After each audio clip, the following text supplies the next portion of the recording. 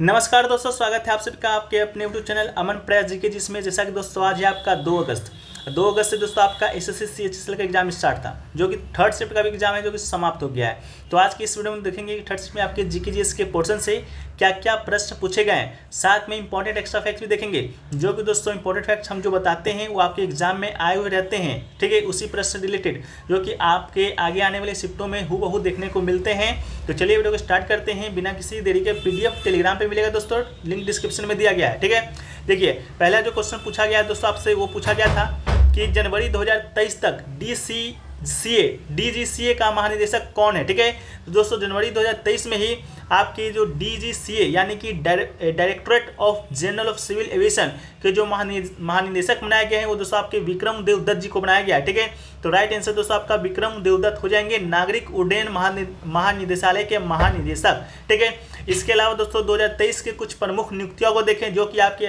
आगामी शिफ्टों के लिए इंपॉर्टेंट है। तो देखिए 2023 में दोस्तों आपका जनवरी माह में भारत के प्रनेश एम को 16 साल की उम्र में सबसे युवा ग्रैंड मास्टर बने थे। इसके अलावा जनवरी में ही मैथिली ठाकुर को चुनाव आयोग के द्वारा बिहार के लिए स्टेट आइकन नियुक्त किया गया था। इसके अलावा जनवरी में ही ये आपका फरवरी का करंट अफेयर्स है। फरवरी में दोस्तों नीति आयोग के नए सीईओ बने थे वीवीआर सुब्रमण्यम। ठीक है, नीति आयोग के सीईओ नए बने थे वीवीआर सुब्रमण्यम, इसको भी याद रखिएगा, पहले आपके परमेश्वर अय्यर जी थे। इसके अलावा राष्ट्रीय तकनीकी अनुसंधान संगठन यानी कि एनटीआरओ के नए अध्यक्ष बनाए गए थे अरुण सिन्हा को। ठीक है, इसको भी याद रखिएगा। इसके अलावा सरकार ने 29 जून 2024 तक के भारतीय जीवन बीमा निगम यानी एलआईसी के अध्यक्ष के रूप में सिद्धार्थ मोहंती की नियुक्ति की है। ये भी प्रश्न पूछा जा चुका है एसएससी जेल में। ठीक है, इसके अलावा 24वें अध्यक्ष विश्व बैंक के अध्यक्ष के रूप में किसे नामित किया गया, तो अजय बंगा को नामित किया गया है। ठीक है, इसके अलावा भाभा परमाणु अनुसंधान केंद्र के नए अध्यक्ष की बात करेंगे तो अजीत कुमार मोहंती, इसको याद रखिएगा, क्या अजीत कुमार मोहंती। इसके अलावा भारतीय प्रतिस्पर्धा आयोग यानी कि सीसीआई के अध्यक्ष आपके रवनीत कौर जी को बनाया गया है। ठीक है, रवनीत कौर जी को बनाया गया है। इसके अलावा केंद्रीय सतर्कता आयुक्त के रूप में प्रवीण श्रीवास्तव की नियुक्ति की गई है। ठीक है, ये भी प्रश्न आपसे पूछ दिया जा चुका है। इसके अलावा रिसर्च एंड एनालिसिस विंग के प्रमुख नियुक्त किसे किया गया है, तो रवि सिन्हा जी को किया गया है। ये भी प्रश्न पूछा जा चुका है। ठीक है, तो ये दोस्तों आपका जनवरी से लेकर जून तक जितने भी महत्वपूर्ण नियुक्तियां थे हमने आपको बता दिया है। आशा करते हैं कि जब भी इनमें से प्रश्न आएंगे आप गलत करके नहीं आ रहे होंगे। ठीक है, इसके अलावा दोस्तों वीडियो में आगे बढ़ें इससे पहले आपको बता दें कि आपका जो एसएससी 2023 में जितने भी एग्जाम हुए हैं, ठीक है, जैसे कि अभी हाल ही में एसएससी सीजीएल का एग्जाम 39 शिफ्टों में कंडक्ट हुआ है। एसएससी एमटीएस का एग्जाम मई जून में 57 शिफ्टों में कंडक्ट हुआ है। और एसएससी सीएसएस का एग्जाम दोस्तों आपका मई में जो हुआ था 2022 वाला, वो दोस्तों तकरीबन 40 शिफ्टों में कंडक्ट हुआ है। इन सभी शिफ्टों का एक कंबाइंड अगर पीडीएफ लेना चाहते हैं, साथ में आपके इंपॉर्टेंट एक्स्ट्रा फैक्ट्स भी देखने को मिलेंगे। ठीक है, तो मात्र 49 रुपये में दोस्तों आप इसे प्राप्त कर सकते हैं, जिसमें आपके जीके जीएस और करंट अफेयर्स के क्वेश्चन रहेंगे। ठीक है, आपको व्हाट्सएप नंबर पे संपर्क करना है, दोनों व्हाट्सएप नंबर में से किसी पे संपर्क कर लीजिएगा, लिंक डिस्क्रिप्शन में मिल जाएगा, तो या कमेंट सेक्शन में पिन क्या रहेगा, वहां से जाकर आप इसे प्राप्त कर सकते हैं, जो कि दोस्तों आपके होने वाले आगामी किसी भी एग्जाम के लिए आपके लिए इंपॉर्टेंट है। चाहे सीजीएल टायर 2 का एग्जाम होना, जो सीएचएसएल का एग्जाम चल रहा है उसको होना है, या एमटीएस का होना है, क्योंकि जो प्रश्न है आपके 50% प्रश्न आपके प्रीवियस ईयर से ही देखने को मिलते हैं। ठीक है, तो मात्र 49 रुपये में आप इसे प्राप्त कर सकते हैं। ठीक है, चलिए नेक्स्ट वीडियो की ओर बढ़ते हैं। तो नेक्स्ट वीडियो देखिए, पूछा गया था गदर आंदोलन की शुरुआत कहाँ हुआ था। ठीक है, गदर आंदोलन की शुरुआत कहाँ हुआ था दोस्तों, ये पूछा गया था। तो इसका जो आंदोलन का शुरुआत दोस्तों आपका अमेरिका में हुआ था। अगर ईस्वी आपसे पूछा जाएगा तो 1913 ईस्वी इसका राइट आंसर हो जाएगा, लेकिन ईस्वी नहीं, आपका जगह का नाम पूछा गया था। मे भी शायद अमेरिका का भी कोई जगह का नाम पूछा गया था, तो इसका राइट आंसर एस्टोनिया हो जाएगा। ठीक है, संयुक्त राज्य अमेरिका के एस्टोनिया ओरेगन में बैठक के लिए दिनांकित किया गया था, तो एस्टोनिया आपका राइट आंसर हो जाएगा अगर संयुक्त अमेरिका का भी नाम पूछा गया होगा तब।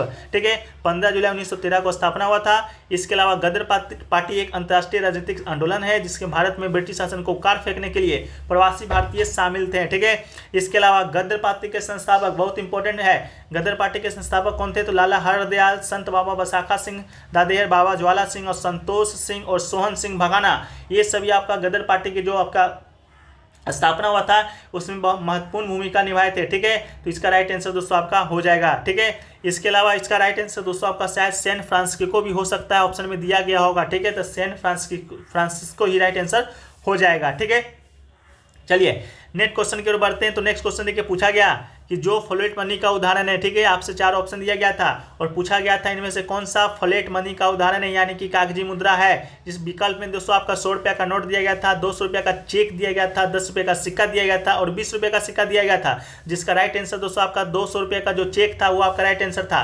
फ्लैट मनी की बात करेंगे तो एक शब्द है जिसका उपयोग कानूनी निविदा का वर्णन करने के लिए किया जाता है, जिसे किसी भौतिक वस्तु द्वारा समर्पित नहीं होता है। इसमें से करेंसी नोट और सिक्के शामिल होते हैं जो सोने या चांदी जैसे किसी भी भौतिक संपत्ति के द्वारा समर्थित नहीं है। सिर्फ सिक्का और जो आपका नोट होता है वही दोस्तों आपका फ्लैट मनी का उदाहरण होता है, इसको भी याद रखिएगा, ठीक है। चलिए नेक्स्ट क्वेश्चन की ओर बढ़ते हैं। तो नेक्स्ट क्वेश्चन पूछा गया था भगोड़ा आर्थिक अपराधी अधिनियम 2018 किस राज्य तक विस्तारित किया गया है।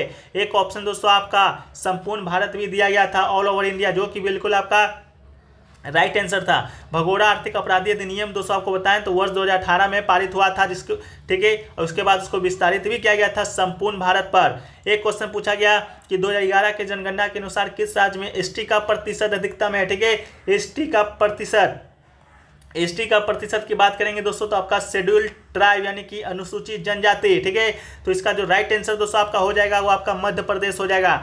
मध्य प्रदेश में सर्वाधिक अनुसूचित जनजाति संख्या का बात करेंगे तो 14.7% है। इसके अलावा अगर आपसे कम पूछ दिया जाए तो कम दोस्तों आपका मेघालय हो जाएगा, वहाँ पर 2.5% है। इसके अलावा एसटी की जनसंख्या की बात करेंगे, कुल देश में कुल जनसंख्या का कितना प्रतिशत है तो दोस्तों आपका 8.6% है।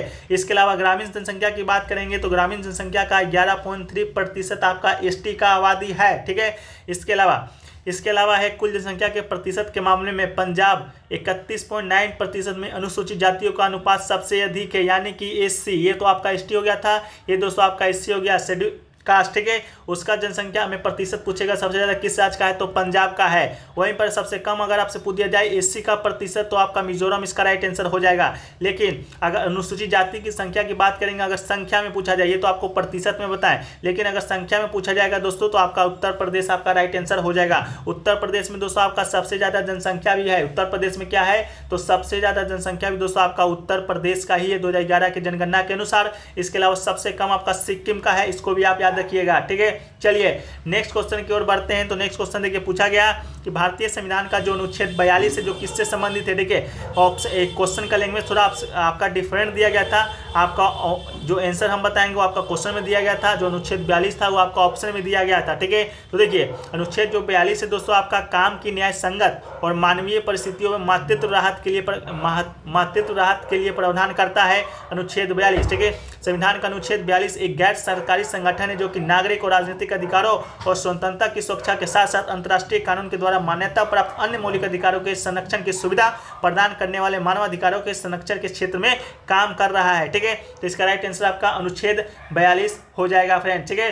चलिए नेक्स्ट क्वेश्चन देखिए पूछा गया था भोजन में स्टार्च का पता लगाने के लिए कौन सा परीक्षण किया जाता है, ठीक है। तो ऑप्शन में दोस्तों आपका आयोडीन परीक्षण था, जो कि बिल्कुल आपका राइट आंसर था, ठीक है। स्टार्च की बात करेंगे तो स्टार्च एक सफ़ेद पाउडर पदार्थ है जिसमें क्या होता है ग्लूकोज होता है और इसका उपयोग पौधे के द्वारा भोजन के रूप में किया जाता है। हम स्टार्च की उपस्थिति के परीक्षण के लिए एक आयोडीन विलयन का उपयोग करते हैं। यदि स्टार्च एक खाद्य पदार्थ के रूप में मौजूद होता है तो आयोडीन के घोल में डालने पर यह कौन सा रंग हो जाएगा, ये भी प्रश्न आपसे पूछा जाता है बार बार। तो नीले काले रंग में बदल जाएगा, ठीक है। कौन सा रंग में हो जाएगा तो नीले काले रंग में दोस्तों आपका बदल जाएगा। एक क्वेश्चन देखिए पूछा गया था where is the wild ass sanctuary, ठीक है। तो इसका राइट आंसर दोस्तों आपका गुजरात हो जाएगा, ठीक है। जो कच्छ का जो पूरा छोटा रन है उसी दोस्तों आपका भारतीय जंगली गधा अभ्यारण्य के रूप में जाना जाता है। समुद्र तल के समतल भूमि का एक फीचरहीन विस्तार है जो कि बेट्स के रूप में जाने वाले द्वीपों से मुक्त युक्त है, जो वनस्पति और जीवों के लिए केंद्र है। ये सबसे बड़ा वन्यजीव अभ्यारण्य है जो कि आपका स्थित कहाँ है तो गुजरात में है। कच्छ के छोटे रन में गधा घास से ढके समतल विस्तार की ओर आकर्षित होता है, जिन्हें वेट्स या द्वीप के रूप में भी जाना जाता है, ठीक है। नेक्स्ट क्वेश्चन देखिए पूछा गया अरुणाचल प्रदेश में अदिति ट्राइब के द्वारा कौन सा नृत्य किया जाता है, ठीक है। तो अरुणाचल प्रदेश में दोस्तों आपका अदिति ट्राइब के द्वारा एक टापू डांस किया जाता है, ठीक है। कौन सा डांस किया जाता है फ्रेंड्स तो आपका टापू डांस किया जाता है।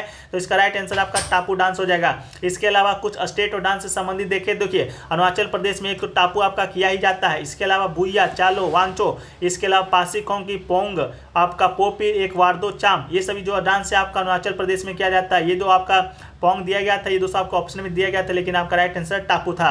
उत्तराखंड की बात करेंगे तो गढ़वाली डांस, कुमायूनी डांस, कंजरी, जोड़ा, रासलीला और चपेली, ये सभी जो डांस है आपका उत्तराखंड में किया जाता है। नागालैंड की बात करेंगे तो रंगमा, बम्बू डांस, जेलिंग, इसके अलावा जेंथलिम, इसके बाद तेमात जेठिन, ये सभी जो डांस है दोस्तों आपका नागालैंड में किया जाता है। मध्य प्रदेश की बात करेंगे तो जावड़ा, मटकी, अड्डा, खड़ा नाच, फूलपट्टी, गिरदा डांस, सेलकारी और मांझ डांस, ये सभी डांस दोस्तों आपका कहाँ किया जाता है तो मध्य प्रदेश में किया जाता है। ठीक है, नेक्स्ट क्वेश्चन देखिए, पूछा गया था इंडिया वर्सेस ऑस्ट्रेलिया 3 मैच की ओडीआई सीरीज में इंडिया कितने विकेट से जीता था, जो मार्च 2023 में हुआ था। ठीक है, आपको मालूम होगा मार्च 2023 में दोस्तों आपका इंडिया और ऑस्ट्रेलिया के बीच आपका 3 मैचों का ओडीआई सीरीज खेला गया था। ठीक है, कितने मैचों का खेला गया था, 3 मैचों का खेला गया था। उसमें से जो आपका पहला मैच था आपका भारत ने जीता था। ठीक है, उसी के बारे में पूछा गया था कि भारत ने जो पहला जो मैच हुआ था आपका कितना विकेट से जीता था। ठीक है, तो भारत और ऑस्ट्रेलिया के बीच खेली जा रही वनडे सीरीज का जो पहला मैच था वो आपका मुंबई में हुआ था और भारत ने 5 विकेट से जीता था। ठीक है, तो इसका राइट आंसर दोस्तों आपका 5 विकेट हो जाएगा। ठीक है,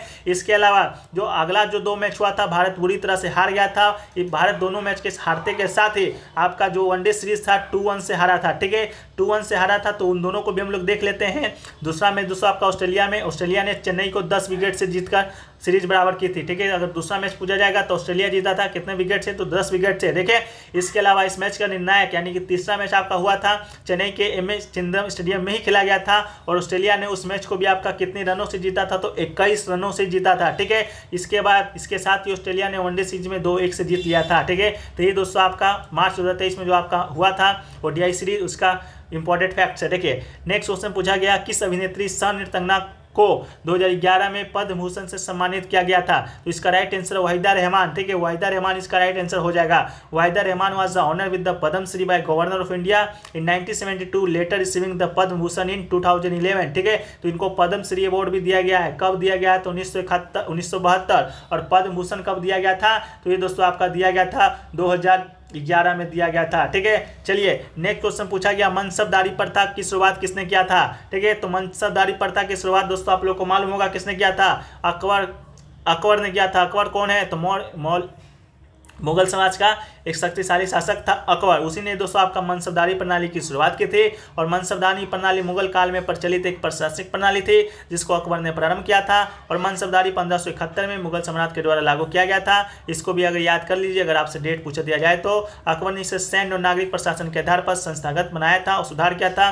मुगल प्रशासन में शामिल होने वाले अधिकारियों को मनसबदार कहा जाता था। फ्रेंड्स, ठीक है, देखिए एक क्वेश्चन देखिए पूछा गया था आपका भरत पूजा। ठीक है, एक आपका दिया गया था भरत पूजा। ठीक है, भरत पूजा दोस्तों एक आपका दिया गया था, आपका शायद उत्सव का नाम, फेस्टिवल का नाम दिया गया था, जो कि बोला गया था ये दोस्तों आपका केरल का क्या है तो आपका एक फेस्टिवल है। तो इसका दूसरा नाम पूछा गया था, किसका नाम पूछा गया था, इसका दूसरा नाम पूछा गया था, जिसका राइट आंसर दोस्तों आपका ममानकम। ठीक है, ममानकम दोस्तों आपका इसका राइट आंसर हो जाएगा। ठीक है, इसको मनाया कब जाता है तो मिड जनवरी एंड फरवरी में मनाया जाता है दोस्तों। ठीक है, 22 जनवरी से लेकर 8 फरवरी तक। कहाँ मनाया जाता है तो केरला में मनाया जाता है। इसका दूसरा नाम भरत पुजारा का दूसरा नाम आपका क्या है तो ममानकम है। ठीक है, ये आपका क्वेश्चन पूछा गया था। ठीक है, इसके अलावा देखिए एक क्वेश्चन पूछा गया था दोस्तों आपका कि निम्नलिखित में से कौन सा एक आयात प्रदात रणनीति है। इस प्रकार करके कोई क्वेश्चन पूछा गया था, हालांकि इसका आंसर अभी तक मुझे प्राप्त नहीं हो पाया है। ठीक है,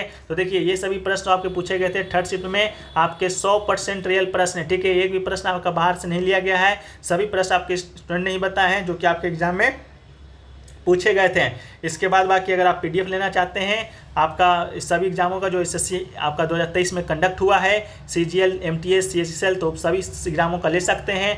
किसी एक एग्जाम का लीजिएगा तो आपको महंगा पड़ेगा, 25 रुपीज़ एक एग्जाम का पड़ेगा, लेकिन कंबाइंड तीनों एग्जाम का लीजिएगा तो मात्र 49 रुपये में मिल जाएगा। ठीक है, बाद बाकी वीडियो आपको कैसा लगा कमेंट सेक्शन में बताइएगा। अगर वीडियो आपको अच्छा लगा है तो वीडियो को लाइक कर दीजिएगा, चैनल पर नए चैनल को सब्सक्राइब कर दीजिएगा, नोटिफिकेशन बेल कॉल पे क्लिक कर दीजिएगा। मिलते हैं हम लोग नेक्स्ट वीडियो में, जब तक के लिए जय हिंद, जय भारत।